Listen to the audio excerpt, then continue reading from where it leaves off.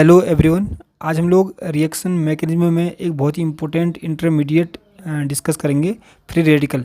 इससे पहले हमने कार्बोकैटायन, कार्बे एनाइन और कार्बिन को ऑलरेडी डिस्कस किया हुआ है। आप लोग जाके उसको प्लेलिस्ट से देख सकते हैं।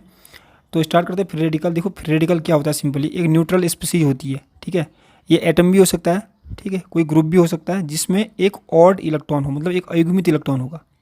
ठीक है, लिखा हुआ free radicals are neutral species. Neutral क्यों बोला, क्योंकि ना तो नेगेटिव है इस पर, ना तो पॉजिटिव है। ठीक है, कंटेनिंग वन अनपेयर्ड इलेक्ट्रॉन, जो ये इलेक्ट्रॉन होता है वो अनपेयर्ड होता है। ठीक है, और ये बनते कैसे हैं free radical, they are formed by homolytic bond fission. ठीक है, होमोलाइटिक बॉन्ड फिशन क्या होता है, सपोज दैट हमारे पास देखो H2 है ना, ये H2 मॉलिक्यूल है, इसके बीच में H और H के बीच में एक बॉन्ड है। ठीक है, अब हमको ये पता है कि दोनों के दोनों एक ही जैसी इलेक्ट्रोनेगेटिविटी सेम होती है, दोनों हाइड्रोजन की इलेक्ट्रोनेगेटिविटी क्या होगी, सेम होगी। ठीक है, तो इसमें जो दो इलेक्ट्रॉन्स होंगे वो अगर जब ब्रेक होंगे, ये वाला जब बॉन्ड ब्रेक होगा तो एक इलेक्ट्रॉन इसकी तरफ जाएगा, एक इलेक्ट्रॉन इसकी तरफ जाएगा। ठीक है, उसको बोलते हैं होमोलाइटिक बॉन्ड क्लीवेज। ठीक है, अगर सपोज करो हमारे पास इसकी जगह HCl होता, ठीक है, एग्जांपल देते हैं HCl, जैसे हमारे पास HCl होता, अब आप देख सकते हैं कि यहाँ पर क्या हो रहा है, देखो इलेक्ट्रोनेगेटिविटी डिफरेंस बहुत ज़्यादा है, ये ज़्यादा इलेक्ट्रोनेगेटिव होता है इससे, तो बॉन्ड कहाँ को टूटता है, ये आपने देखा भी होगा बहुत क्लासों में, ये Cl की तरफ टूटेगा जिस पर H पर प्लस आता है और इस पर क्या आता है, माइनस आता है। ठीक है, ये बन गया आयंस बन गए, एक कैटायन बनता है, एक को बोलते हैं एनाइन। ठीक है, और फ्री रेडिकल में क्या होता है, सिंपली फ्री रेडिकल में क्या होगा कि दोनों के दोनों इलेक्ट्रॉन एक तरफ को शिफ्ट नहीं होते हैं, वो दोनों की तरफ को इलेक्ट्रॉन जाते हैं। देखो जैसे एक बॉन्ड में दो इलेक्ट्रॉन है तो ये एक इलेक्ट्रॉन इधर को टूटेगा, मतलब एक इलेक्ट्रॉन इधर को जाएगा, शिफ्ट होगा, एक इलेक्ट्रॉन इधर को जाएगा। और एरो देखो, एरो में बहुत डिफरेंस है, आधा एरो लगा रखा है। ठीक है, जबकि हम लोग जब होमोलाइटिक बॉन्ड क्लीवेज करते हैं तो आपने देखा होगा पूरा का पूरा ऐसा एरो लगाते हैं, ऐसा वाला एरो। ठीक है, अभी कौन सा एरो लगाएंगे, हाफ एरो, इसको बोलते हैं फिश हुक एरो, क्योंकि एक ये क्या बता रहा है कि आपको एक इलेक्ट्रॉन का मूवमेंट हो रहा है, ये क्या बता रहा है कि दोनों के दोनों इलेक्ट्रॉन का मूवमेंट हो रहा है। ठीक है, तो ऐसे बनेगा, तो यहाँ पर क्या हुआ, एक इलेक्ट्रॉन इसके पास चले गया, एक इलेक्ट्रॉन इसके पास चले गया, तो इनको क्या बोलते हैं लोग, फ्री रेडिकल। ठीक है, सेम क्लोरीन मॉलिक्यूल है, Cl और Cl के बीच में बॉन्ड है, इसको ब्रेक करना है हमको, एक इलेक्ट्रॉन इसकी तरफ शिफ्ट होगा, एक इलेक्ट्रॉन इसकी तरफ शिफ्ट होगा, तो इसको क्या बोलेंगे, जो बन गया उसको क्या बोलेंगे, क्लोरीन फ्री रेडिकल। ठीक है, तो ये हो गया फ्री रेडिकल, और भी बहुत सारे ऐसे बन सकते हैं पर बनेंगे होमोलाइटिक बॉन्ड क्लीवेज से। ठीक है, अब फ्री रेडिकल के बारे में क्या खास है, देखो क्योंकि इसमें अनपेयर्ड इलेक्ट्रॉन है ना, अनपेयर्ड मतलब अयुग्मित इलेक्ट्रॉन है, जिसके पास जिस स्पीसीज के पास एक भी अनपेयर इलेक्ट्रॉन होता है तो वो क्या होता है, पैरामैग्नेटिक होता है, मतलब क्या होता है, अनुचुंबकीय होता है। ठीक है, because they have one unpaired electron, क्योंकि इनके पास एक अनपेयर इलेक्ट्रॉन है, इसलिए ये क्या हो गया, ये हो गया पैरामैग्नेटिक यानी अनुचुंबकीय। ठीक है, अब free radicals are highly reactive, अभी ज़्यादा रिएक्टिव होते हैं, बहुत ही ज़्यादा क्रियाशील होते हैं। ठीक है, क्यों क्रियाशील होते हैं, क्योंकि इनके पास एक इलेक्ट्रॉन है। ठीक है, ये चाहते हैं कि एक इलेक्ट्रॉन इनको कहीं से और मिल जाए और इनका इलेक्ट्रॉन क्या हो जाए, पेयर बन जाए, पेयर, अभी तो अनपेयर है। ठीक है, तो इसलिए जो फ्री रेडिकल्स आर क्या होते हैं, हाईली रिएक्टिव होते हैं, due to the tendency of unpaired electron to be paired, क्योंकि इनकी टेंडेंसी होती है कि जो इनके पास एक अनपेयर्ड इलेक्ट्रॉन है कहीं से इनको एक और मिल जाए तो वो पेयर हो जाए। ठीक है, इसलिए बहुत ज़्यादा रिएक्टिव होते हैं, बहुत ज़्यादा रिएक्शन करने के लिए हमेशा रेडी रहते हैं।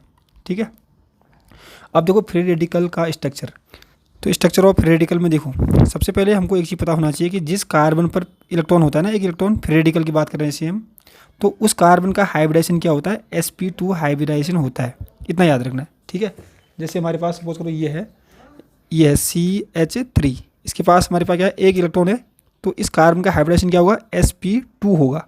ठीक है, sp2 हाइब्रिडाइजेशन होगा, और आपने देखा होगा हाइब्रिडाइजेशन पढ़ा होगा, तो जब sp2 हाइब्रिडेशन होता है तो वहाँ पर जो ज्योमेट्री होती है वो कैसी होती है, प्लेनर, ट्राइगोनल प्लेनर होती है, तो इसकी ज्योमेट्री क्या होगी, ट्राइगोनल प्लेनर। ठीक है, लिखा भी है स्ट्रक्चर में भी पिरामिडल, पिरामिडल भी हो सकता है और प्लेनर भी हो सकता है, बट एक्सपेरिमेंटल क्या बताते हैं, एक्सपेरिमेंट करके ये प्रूव हुआ कि जो इसका स्ट्रक्चर है मेनली क्या होगा, प्लेनर होगा। ठीक है, और बनाएंगे कैसे इसको, हमारे पास बहुत सिंपल सा है, जैसे हम लोग इसको कर रहे हैं, एक कार्बन है ये वाला, ठीक है, उसके पास कितनी बॉन्ड है, 3 हाइड्रोजन, ऐसे ऐसे ऐसे, एक हाइड्रोजन यहाँ पर, एक हाइड्रोजन यहाँ पर। ठीक है, और एक यहाँ पर क्या होगा, देखो आप बॉन्ड देखो कितना बॉन्ड है, बॉन्ड एंगल कितना है, 120, यहाँ भी 120, यहाँ भी 120, तो ये क्या है, ट्राइगोनल प्लेनर, इस टाइप की ज्योमेट्री क्या होती है, ट्राइगोनल प्लेनर। और जो एक इलेक्ट्रॉन इस पर होगा वो एक इस कक्षक में होगा, इस ऑर्बिटल के अंदर होता है। ठीक है, ये आपको दिख रहा होगा यहाँ पर, तो याद क्या रखना है कि कार्बन जिस पर फ्री रेडिकल, मतलब वह कार्बन जिसके पास एक अनपेयर्ड इलेक्ट्रॉन है, उसका हाइब्रिडेशन क्या है, sp2 है। ठीक है, ज्योमेट्री क्या है, प्लेनर है। ठीक है, तो अब हम लोग डिस्कस करेंगे कौन से ऐसे फैक्टर्स हैं जो फ्री रेडिकल की स्टेबिलिटी को अफेक्ट करते हैं। ठीक है। तो नंबर 1 जो फैक्टर है वो है हाइपर कंजुगेशन, ठीक है। अब यहाँ पर क्या होता है, देखो जैसे हमारे पास कार्बोकेटाइन हमने पढ़ा था 1 डिग्री 2 डिग्री 3 डिग्री होता है, ठीक है। तो यहाँ पर जो फ्री रेडिकल है वो भी क्या होता है 1 डिग्री 2 डिग्री 3 डिग्री, यानी प्राइमरी सेकेंडरी एंड टर्सरी। तो ये 1 डिग्री फ्री रेडिकल है। क्यों बोल रहे हैं 1 डिग्री, क्योंकि देखो जिस कार्बन पर ये फ्री रेडिकल है, मतलब जिस कार्बन पर ये अनपेयर्ड इलेक्ट्रॉन है वो केवल एक कार्बन से जुड़ा है, इसलिए क्या बोलते हैं हमको 1 डिग्री फ्री रेडिकल। सेम देखो इसमें, देखो ये कार्बन कितने से जुड़ा है 2 कार्बन से, तो 2 डिग्री। ये कार्बन देखो जिस पर फ्री रेडिकल है वो कितने से जुड़ा है 1 2 3 से, ठीक है। तो ये है 3 डिग्री फ्री रेडिकल। अब इसमें क्या होता है कि जो हमारे पास 3 डिग्री फ्री रेडिकल है वो सबसे ज़्यादा इंपॉर्टेंट, सबसे ज़्यादा स्टेबल होता है, ठीक है, इन तीनों में। क्यों होता है, क्योंकि उसके ज़्यादा हाइपर कंजुगेशन स्ट्रक्चर बनते हैं। अब हाइपर कंजुगेशन के बारे में मैं एक वीडियो सेपरेट बनाऊंगा, ठीक है। तो यहाँ पर सिर्फ हमको इसको समझना है कि हाइपर कंजुगेशन की उससे स्टेबिलिटी कैसे बढ़ती है। तो देखो उसमें क्या होता है, हाइपर कंजुगेशन स्ट्रक्चर निकालने के लिए हमारे पास एक फॉर्मूला होता है, नंबर ऑफ हाइपर कंजुगेटिंग स्ट्रक्चर। तो क्या होता है अल्फा हाइड्रोजन प्लस 1, ठीक है। अल्फा हाइड्रोजन क्या होंगे, इस कार्बन के पास, जिस कार्बन के पास 1 इलेक्ट्रॉन है, इस कार्बन के बगल वाला कार्बन देखे, इस कार्बन में कितने हाइड्रोजन है 3 हाइड्रोजन है, तो इसमें कितने अल्फा हाइड्रोजन हो गए 3 अल्फा हाइड्रोजन। तो 3 अल्फा हाइड्रोजन प्लस 1 जो फॉर्मूला है, तो कितने हाइपर कंजुगेशन स्ट्रक्चर बनेंगे, इसके 4 लिखा है, 4 हाइपर कंजुगेटिव स्ट्रक्चर, ठीक है।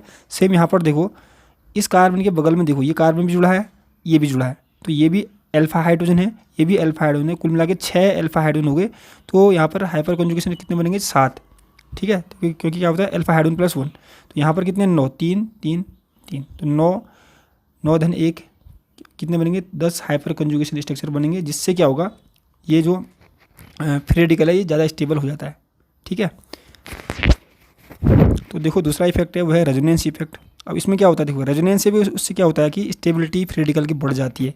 क्यों बढ़ती है, देखो अभी क्या होता है कि अगर किसी भी एटम पर, या जैसे यहाँ पर कार्बन है, कार्बन के पास 1 इलेक्ट्रॉन है ना, ये अगर ये 1 इलेक्ट्रॉन यहीं पर रहेगा, मतलब लोकलाइज्ड रहेगा, मतलब अपनी जगह पर स्थिर रहेगा, तो अनस्टेबल हो जाता है, ठीक है। स्टेबिलिटी बढ़ती नहीं है, फिर घटती है। पर इस इलेक्ट्रॉन को क्या है घूमना चाहिए, मतलब डिलोकलाइज करना चाहिए। अब डिलोकलाइज करने के लिए क्या चाहिए, डिलोकलाइज करने के लिए शर्त होती है कि कंजुगेशन होना चाहिए। कंजुगेशन क्या होता है, देखो डबल सिंगल फ्री रेडिकल, तो ये भी एक कंजुगेशन है, ठीक है। जहाँ पर कंजुगेशन होता है वहाँ पर क्या होता है, वहाँ पर रेजोनेंस काम करता है, ठीक है। जैसे डबल सिंगल डबल आपने बेंजीन में देखा होगा, ठीक है, डबल सिंगल पॉजिटिव देखा होगा, यहाँ पर क्या डबल सिंगल फ्री रेडिकल। तो इससे क्या होगा कि ये जो यहाँ पर 1 इलेक्ट्रॉन है ये अपनी जगह पर बैठा नहीं रहेगा, ठीक है। ये इलेक्ट्रॉन ये भी थोड़ी देर में यहाँ डिलोकलाइज हो जाएगा, ठीक है। तो कैसे होगा, देखो 1 इलेक्ट्रॉन यहाँ आया, इसका क्योंकि आधा एरो लगा रहा हूँ ध्यान देना, ठीक है। और यहाँ पर से एक बॉन्ड ब्रेक हुआ, पाई बॉन्ड, उसका 1 इलेक्ट्रॉन यहाँ गया और 1 इलेक्ट्रॉन यहाँ चले गया। तो यहाँ पर क्या हुआ, 1 इलेक्ट्रॉन यहाँ से आया, 1 इलेक्ट्रॉन यहाँ से आया, तो 2 बॉन्ड बन गए। एक बॉन्ड तो ऑलरेडी है, ठीक है, एक बॉन्ड इनसे, 1 इलेक्ट्रॉन यहाँ से आया, 1 इलेक्ट्रॉन यहाँ से आया, तो 2 इलेक्ट्रॉन से एक बॉन्ड और बन गया, तो 2 इलेक्ट्रॉन, ठीक है। और यहाँ पर 1 इलेक्ट्रॉन बच गया, तो देखो फ्री रेडिकल अभी यहाँ पर था, 1 इलेक्ट्रॉन अब ये यहाँ चले गया। उससे क्या होता है कि इसकी स्टेबिलिटी बढ़ जाती है। कभी भी याद रखना, अगर नेगेटिव चार्ज है तो उसको डिलोकलाइज करना चाहिए, ठीक है। तो यहाँ नेगेटिव चार्ज है तो उसको डिलोकलाइज मतलब घूमना चाहिए, तब स्टेबिलिटी बढ़ती है। फ्री रेडिकल का अगर एक इलेक्ट्रॉन कहीं पर बैठा है तो उसको भी घूमना चाहिए, ठीक है, मतलब डिलोकलाइज होना चाहिए, तभी स्टेबिलिटी बढ़ती है। दूसरा देखो ये बेंजाइल फ्री रेडिकल, यहाँ पर भी आप फ्री रेडिकल है, तो ये फ्री रेडिकल देखो इसमें कंजुगेशन है कि नहीं है, देखो free radical single double single double. तो ये जो फ्री रेडिकल है पूरे के पूरे मॉलिक्यूल में घूमता है। देखो अभी यहाँ चले गया, अब थोड़ी देर बाद अंदर जाएगा, अभी यहाँ चले गया, अभी यहाँ चले गया, अभी यहाँ चले गया।